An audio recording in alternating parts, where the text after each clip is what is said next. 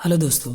ये बात हम सभी जानते हैं कि हमारे बिलीव्स ही हमारी लाइफ को डिज़ाइन करते हैं और हमारे बिलीव्स ही हमारी लाइफ को डायरेक्शन देते हैं। अगर लाइफ और ख़ुद के बारे में हमारे बिलीव्स पॉजिटिव होते हैं तो हम अपनी लाइफ में किसी भी तरह की सिचुएशन को अच्छे से मैनेज कर सकते हैं और हमारी लाइफ पर हमारा कंट्रोल होता है।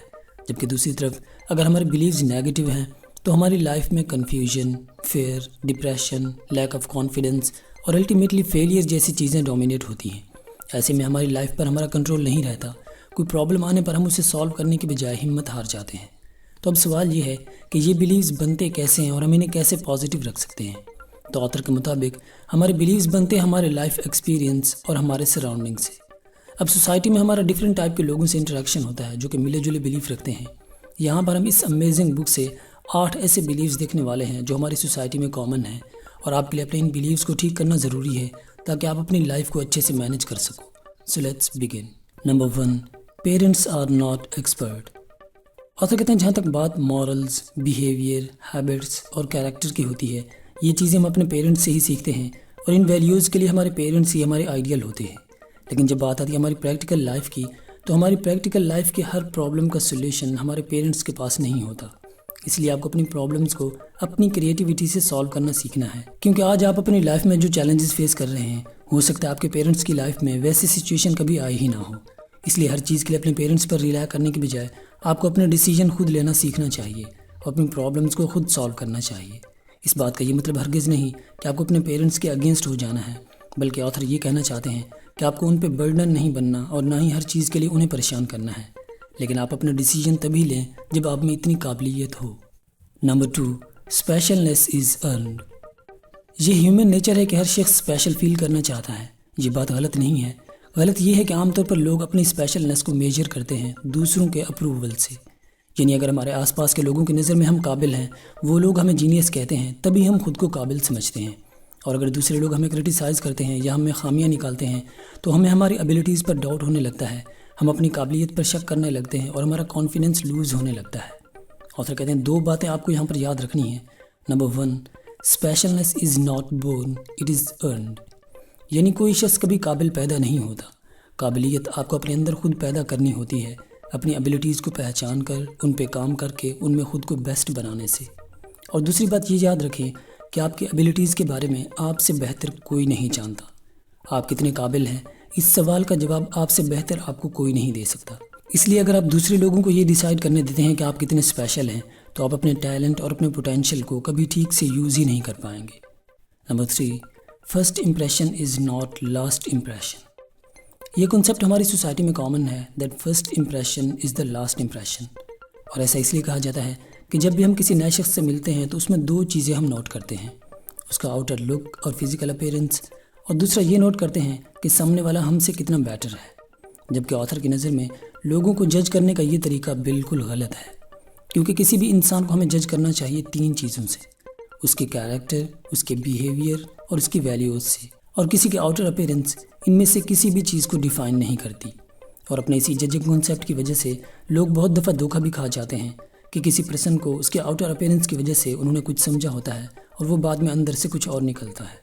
इसलिए ऑथर कहते हैं जब तक किसी पर्सन का रियल लाइफ डाटा आपके पास ना हो, उसके लुक से उसे कभी भी जज नहीं करना चाहिए, वरना हो सकता है कि आप भी किसी गलत इंसान पर भरोसा कर बैठें, क्योंकि लोग हमेशा खुद को दूसरों के सामने बेटर ही शो करते हैं।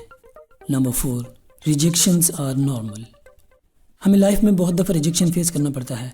लोग हमें रिजेक्ट करते हैं जब उन्हें लगता है कि हम किसी काम के नहीं या उनके काम के नहीं। और रिजेक्शन का सबसे बड़ा इम्पैक्ट होता है हमारे सेल्फ इस्टीम पर। जब भी हम रिजेक्शन फेस करते हैं तो हमें खुद पे डाउट होने लगता है कि मुझ में कौन सी कमी या खामी है, मेरे साथ ही ऐसा क्यों होता है, क्या मेरे अंदर एक अच्छी लाइफ जीने की कैपेबिलिटी नहीं है। ऐसे ही कुछ क्वेश्चन हमारे माइंड में आने लगते हैं जो हमें और ज़्यादा डीमोटिवेट कर देते हैं। ऑथर कहते हैं आप अपना माइंडसेट बना लें कि रिजेक्शंस आपका कुछ नहीं बिगाड़ सकती और ना ही आपको इनसे डिस्टर्बेंस फील करना चाहिए, क्योंकि आपको आपसे बेहतर कोई नहीं जानता। आपकी सेल्फ वर्थ को आपने डिसाइड करना है, ना कि दूसरों ने। इसलिए रिजेक्शंस को कभी भी पर्सनली ना लें और इसकी वजह से अपने सेल्फ इस्टीम को कभी भी लो ना होने दें। Number 5, stop chasing happiness. हमारी लाइफ में बहुत सारी सिचुएशंस ऐसी आती हैं क्योंकि काम करने से हमें मोमेंट्री हैप्पीनेस मिल रहा होता है, लेकिन लॉन्ग टर्म के लिए उस काम का बैड इम्पैक्ट होता है। तो हम उसके लॉन्ग टर्म डिसएडवांटेज को इग्नोर करके मोमेंट्री हैप्पीनेस पाने के लिए वो एक्शन ले लेते हैं اور مومنٹری ہیپینس کے لیے لانگ ٹرم پین لے بیٹھتے ہیں۔ آتھر کہتے ہیں آپ کو ہمیشہ ہیپینس کی بجائے سیٹسفیکشن کو پریفر کرنا ہے، یعنی وہ کام کریں جس سے آپ سیٹسفائیڈ ہوں اور وہ کام لانگ ٹرم کے لیے آپ کو بینیفٹ دے۔ اور سیٹسفیکشن آپ کو تب ملتا ہے جب آپ وہ کام کرتے ہیں جو آپ کو پسند ہوتا ہے، پھر چاہے وہ جاب ہو، کیریئر ہو یا بزنس ہو۔ ہمیشہ اپنے سیٹسفیکشن کو دیکھیں، اس کے بعد وہ کام کریں، اور کوئی بھی کام کرنے سے پہلے اس کے اینڈ ریزلٹ کو ضرور دھیان میں رکھیں۔ Number 6، stop pleasing every one. بہت لوگوں میں یہ ہیبٹ ہوتی ہے کہ وہ دوسروں کو خوش کرنے کے لیے اپنا قیمتی ٹائم ویسٹ کرتے رہتے ہیں اور لوگ انہیں اپنے بینیفٹ کے لیے یوز کرتے رہتے ہیں۔ ایسے لوگ چاہتے ہیں کہ دوسرے لوگ انہیں اچھا سمجھیں اور ان سے خوش رہیں۔ ایک بات یاد رکھیں، آپ لوگوں کے لیے تب تک اچھے ہوتے ہیں جب تک آپ ان کے کام آ رہے ہوتے ہیں۔ لائف کے کسی موڑ پر آپ کے ایک انکار سے یہی لوگ آپ کی پچھلی ساری اچھائیاں بھول جائیں گے۔ اور ویسے بھی آپ کا ٹائم اتنا سستا نہیں ہونا چاہیے کہ جو بھی چاہے اسے یوز کرتا رہے، اس سے آپ خود کو ڈی ویلیو کر دیتے ہیں۔ اس لیے اپنی لائف میں باؤنڈریز رکھیں، اپنے کاموں کو سب سے زیادہ امپورٹنس دیں، وقت آنے پر اپنوں کا ساتھ دیں، ان کے کام بھی آئیں، لیکن یہاں ہم صرف اتنا بتانا چاہ رہے ہیں کہ خود کو ڈی ویلیو نہ کر دیں۔ اگر آپ اپنی لائف پر، اپنے ٹائم پر اپنا کنٹرول چاہتے ہیں تو آپ کو نو بولنا سیکھنا ہوگا۔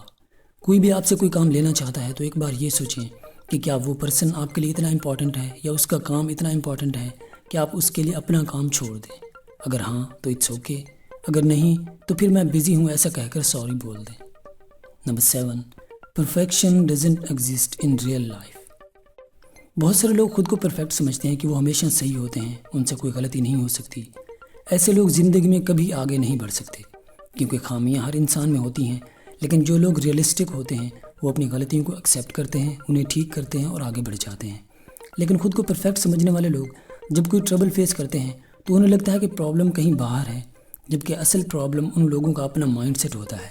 اس لیے ایسے لوگ بار بار سیم مسٹیک کرتے ہیں اور نقصان اٹھاتے رہتے ہیں۔ اسی طرح کچھ ایجوکیٹڈ لوگ بھی خود کو پرفیکٹ سمجھتے ہیں، انہیں لگتا ہے کہ اب انہیں لائف کی ہر چیز کے بارے میں پتہ ہے اور اب انہیں کچھ اور سیکھنے کی ضرورت نہیں ہے۔ حالانکہ آپ ساری زندگی بھی لرننگ کرتے رہیں تو بھی آپ پرفیکٹ نہیں ہو سکتے۔ اس لیے ہمیشہ سیلف ہیلپ بک سے سیکھتے رہیں اور کبھی بھی خود کو پرفیکٹ نہ سمجھیں۔ Number 8، relation ship is a partnership. آپ کے ریلیشنز، اسپیشلی ہسبینڈ وائف کا ریلیشن ایک پارٹنرشپ ہوتا ہے۔ پارٹنرشپ میں سیٹسفیکشن کو مینٹین رکھنے کے لیے اپنے ایموشنز کے ساتھ ساتھ اپنے پارٹنر کے ایموشن اور سیلف ریسپیکٹ کا بھی دھیان رکھنا چاہیے۔ اس کے اوپینین، اس کے چوائسز اور اس کی فیلنگز کو بھی امپورٹنس دینا چاہیے۔ لوگ عام طور پر ریلیشن میں صرف یہی چیز نوٹ کرتے ہیں کہ سامنے والے سے انہیں کتنا خوشی مل رہی ہے، جبکہ یہ بھول جاتے ہیں کہ میں سامنے والے کی ایکسپیکٹیشنز پر کتنا پورا اتر رہا ہوں۔ ایک ریلیشن دو لوگوں کا کمبینیشن ہوتا ہے اور وہ تب تک ہی مینٹین رہ سکتا ہے جب تک وہ دونوں لوگ سیٹسفائیڈ ہوتے ہیں۔ دوستو، اگر ویڈیو آپ کو کام کی لگی تو اسے لائک کر دیں، اور اگر فیوچر میں ایسی نالجبل ویڈیوز آپ مس نہیں کرنا چاہتے تو اس چینل کو سبسکرائب کر لیجیے۔ Thank you so much.